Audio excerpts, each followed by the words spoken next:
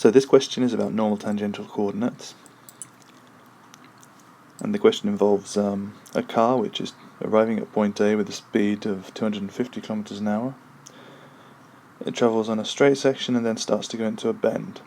And you're told that the brakes are applied at point A, and then speed is reduced at a constant rate between A and C, at which point it has 200 kilometers an hour. You know the distances A, B and C, and the radius of the bend. So you know it's going to be a normal tangential job, and you can start to put the unit vectors.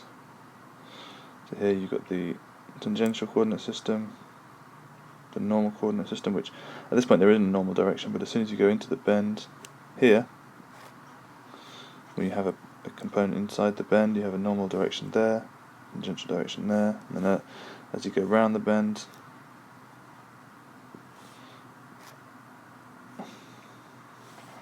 the coordinate system is changing, of course.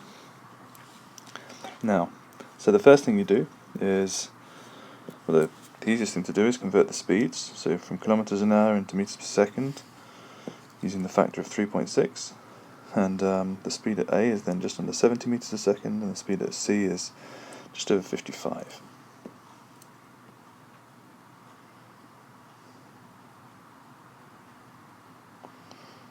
Okay.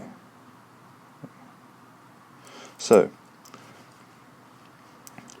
then you can start to think, okay, well, what is this question composed of? And really, I'll get that back.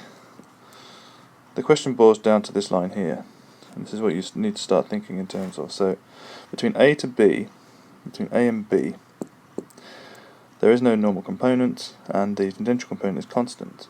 From B to C, now there is a normal component, so it's not equal to 0, and still the tangential component is constant.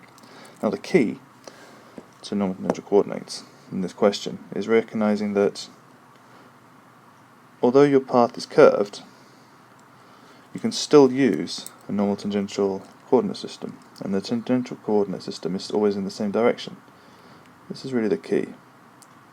So here the tangential coordinate is this way, and as you go around the bend, of course, that direction is changing. So even though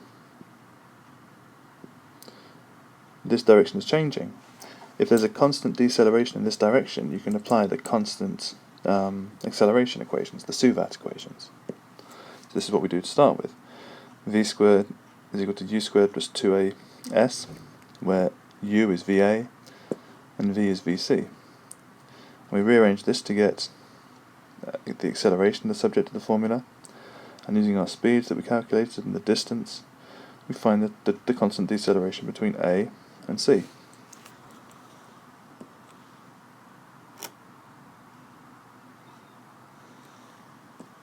Now, to find the velocity at B using the same logic, you know that the car is decelerated at a constant rate from A to C. So now that you know the acceleration, or the deceleration, you can work out what the speed will be when it gets to B. So again, this time B is the subject, the initial speed is VA, and now the distance is 150, because you're only travelling to B. So the speed at B can be worked out to be just under 63 meters a second. Now, at that point, as soon as you arrive at B, you have a normal component, of course. And this normal component means that there is suddenly this extra component of acceleration that's acting on the car. And to find that, well, we know the speed, we know the radius of the curvature is given in the question, so we can find the normal component of acceleration, and that comes out to be just under 8 meters per second squared.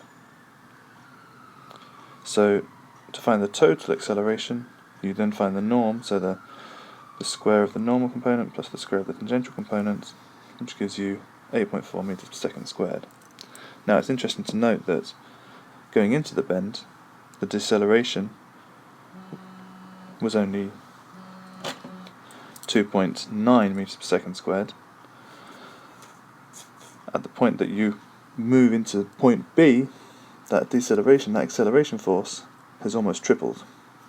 So just the point of going around a bend is enough to triple the acceleration, so this would be around 0.8 0.3 g-force, 0.3 forces of gravity, and this is going to be around, well, 0.9. Okay, that's the end of the question.